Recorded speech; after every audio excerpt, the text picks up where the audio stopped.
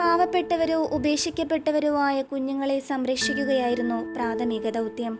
അക്കാലത്ത് തെരുവിൽ നായ്ക്കുട്ടികളെ പോലെ മനുഷ്യക്കുഞ്ഞുങ്ങൾ ഉപേക്ഷിക്കപ്പെട്ടുകൊണ്ടിരുന്നു. തെരുവു യാചകരും മൃഗങ്ങളും മന്ത്രവാദികളും ഇരയാക്കുന്നതിന് മുമ്പ് അവരെ തേടി വിശുദ്ധ വിൻസെൻ്റ് ഇപ്പോൾ രാത്രികാലങ്ങളിൽ അലഞ്ഞു നടക്കും. അദ്ദേഹം ധാരാളം കൈക്കുഞ്ഞുങ്ങളെ ഈ ക്രൂരന്മാരിൽ നിന്ന് രക്ഷിച്ച് ലൂയിസയുടെ നേതൃത്വത്തിലുള്ള അനാഥാലയത്തിൽ ഏൽപ്പിച്ചു. അവിടെ കുഞ്ഞുങ്ങൾക്ക് നല്ല പരിചരണം ലഭിക്കാൻ പരിശ്രമിച്ച അവൾ അതിനുവേണ്ട സാമ്പത്തിക ക്രമീകരണങ്ങൾക്കും തുടക്കമിട്ടു. സാധുജനങ്ങളെ സംരക്ഷിക്കാൻ ഇടവകകൾ തോറും അവൾ ജീവകാരുണ്യ പെട്ടികൾ സ്ഥാപിച്ചു. സമ്പന്ന വ്യക്തികൾ തങ്ങളുടെ വരുമാനത്തിൽ ഒരംശം നൽകാൻ മുന്നോട്ട് വന്നതോടെ കുട്ടികളെ സംരക്ഷിക്കാനും വിദ്യാഭ്യാസം നൽകാനും ആരോഗ്യ പരിരക്ഷയ്ക്കുമുള്ള പണം ഉറപ്പായി. എന്നാൽ പെട്ടെന്നാണ് എല്ലാം തകിടം മറിഞ്ഞത്. പാരീസിൽ ആഭ്യന്തര കലാപം പൊട്ടിപ്പുറപ്പെട്ടു. രാജ്ഞിയും ഭരണനേതൃത്വവും സ്ഥലം വിട്ടു. ജനങ്ങൾ ദുരിതത്തിലായി. എവിടെയും അക്രമവും കവർച്ചയും. ഇതിനിടയിൽ കലാപകാരികൾ ആശ്രമ ദേവാലയം പോലും അടിച്ചു തകർത്തു. പാവപ്പെട്ട കുഞ്ഞുങ്ങളെ നോക്കുന്ന അനാഥശാല മാത്രമാണ് അവർ ഒഴിവാക്കിയത്. എന്നാൽ അവിടെ ഭക്ഷണ പദാർത്ഥങ്ങളൊന്നും തന്നെ എത്തിയില്ല. നാട്ടിലെ ദാരിദ്ര്യം മൂലം ജനങ്ങളിൽ നിന്നും ഒന്നും കിട്ടാത്ത അവസ്ഥയും. ആരും ഭയന്നു വിറയ്ക്കുന്ന ഈ പ്രതിസന്ധിയിൽ ലൂയിസ ക്രിസ്തുവിന്റെ സന്നിധിയിലിരുന്ന് പ്രാർത്ഥിച്ച് ശക്തി നേടി. അവളുടെ ആത്മധൈര്യവും ശാന്തതയും സഹപ്രവർത്തകരെയും ധൈര്യപ്പെടുത്തി. ആഭ്യന്തര സമരം അധികം വൈകാതെ തീർന്നെങ്കിലും മാരക പകർച്ചവ്യാധിയായ വസൂരി പടരാൻ തുടങ്ങിയിരുന്നു. രോഗം ബാധിച്ച് ജനങ്ങൾ കൂട്ടത്തോടെ മരിക്കാൻ തുടങ്ങി. ആഭ്യന്തര സമരത്തിന്റെ ഭീകര താണ്ഡവത്തിന് ശേഷമുണ്ടായ ഈ ദുരിതം ജനങ്ങൾക്ക് താങ്ങാവുന്നതിലും അപ്പുറമായിരുന്നു. ഒരു കുടുംബത്തിൽ ആർക്കെങ്കിലും രോഗം വന്നാൽ ബന്ധുക്കൾ ആ വ്യക്തിയെ ഉപേക്ഷിച്ച് ഓടിപ്പോകുകയായിരുന്നു അന്ന് പതിവ്. അയാൾ ദുരിതക്കടലിൽ കിടന്ന് ക്ലേശിച്ച് മരിക്കും. ചില ഗ്രാമങ്ങൾ ശവക്കൂമ്പാരങ്ങളായി. കഴുകന്മാർ മൃതശരീരങ്ങൾ തിന്നാൻ ആകാശത്ത് വട്ടമിട്ട് പറന്നു നടക്കുന്നത് സർവ്വസാധാരണമായ കാഴ്ചയായിരുന്നു. ജീവനുള്ള ആരും തിരിഞ്ഞു നോക്കാത്ത ഈ പ്രദേശത്തേക്ക് ലൂയിസ ധൈര്യപൂർവ്വം ഏതാനും സ്ത്രീകളോടൊപ്പം കടന്നു ചെന്നു. വിൻസെൻ്റ് പോളിന്റെ നേതൃത്വത്തിൽ ഏതാനും വൈദികരും രംഗത്തെത്തി.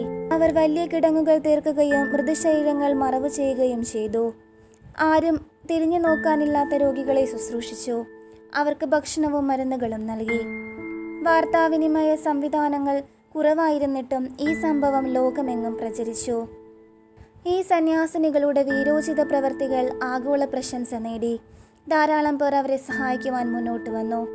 വിശ്രമമില്ലാത്ത ജോലിയും രോഗികളോടൊത്തുള്ള സഹവാസവും ലൂയിസയെയും രോഗിയാക്കി.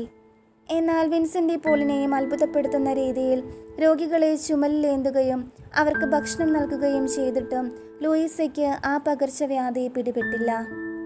അനന്തമായ ദൈവകൃപയുടെ പ്രത്യക്ഷ അടയാളമായി പുണ്യവാൻ ഇക്കാര്യം പലയിടത്തും പ്രഖ്യാപിക്കാറുണ്ടായിരുന്നു.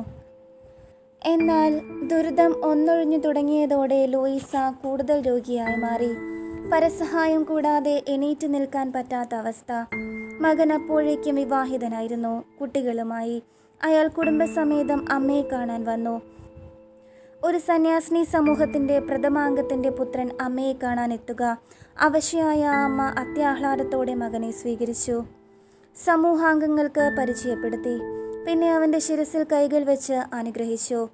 വിശ്വാസ ജീവിതത്തിൽ നിന്നും അല്പം പോലും പിന്തിരിയാതെ മക്കളെ നയിക്കണമെന്ന് മകനെ ഓർമ്മപ്പെടുത്തി. 1660 മാർച്ച് 15 നീണ്ട ഒരുറക്കത്തിലേക്ക് പ്രവേശിച്ച ലൂയിസയുടെ ആത്മാവ് ദൈവസന്നിധിയിലേക്ക് ചേർക്കപ്പെട്ടു. ശാന്തവും പ്രാർത്ഥനാ നിർഭരവുമായ ഒരന്തരീക്ഷത്തിലായിരുന്നു ആ മരണം. അവളുടെ ആത്മീയ നേതാവായിരുന്ന വിൻസെൻ്റ് പോൾ മരിക്കുന്നതിന് 6 മാസം മുൻപായിരുന്നു അത്. 11ാം പിയൂസ് പാപ്പ 1934 മാർച്ച് 11 അവളെ വിശുദ്ധയായി ഉയർത്തി. മറ്റുള്ളവരെ സഹായിക്കാനും ശുശ്രൂഷിക്കാനും കഴിയുന്നത് മഹാഭാഗ്യമായി കരുതിയതിനാലായിരിക്കണം ലൂയിസയെ സുഹൃത ജീവിതത്തിന്റെ പുഷ്പകിരീടം ദൈവം അണിയിച്ചത്. സ്വാർത്ഥം വെടിഞ്ഞും ത്യാഗബുദ്ധിയോടെയും മറ്റുള്ളവരെ സഹായിക്കുവാൻ നമുക്കും കടമയുണ്ടെന്ന് ഓർമ്മിപ്പിക്കുന്നു ഈ വിശുദ്ധയുടെ ജീവിതം.